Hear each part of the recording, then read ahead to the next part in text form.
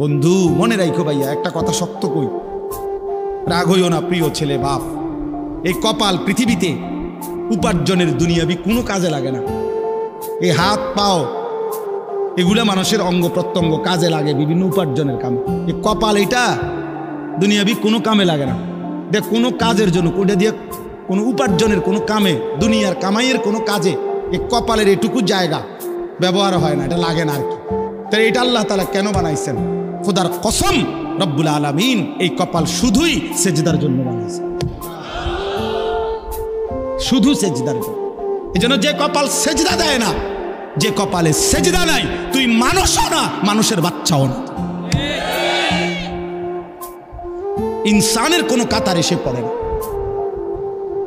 সে কোনো মানুষের কাতারে পড়ে না, ইনসানের কোনো কাতারে পড়ে না যার কপালে সেজদা। কারণ কপাল বানানোই হয়েছে, সেজদা কাকে বলে? ওয়াদউল জাবহাতে আলাল আরদ, জমিনের মধ্যে কি রাখা, এই তো কপাল রাখাটারেই কি কয়, তার মানে সেজদা কপাল। কপাল বানানোই হয়েছে কিসের জন্য?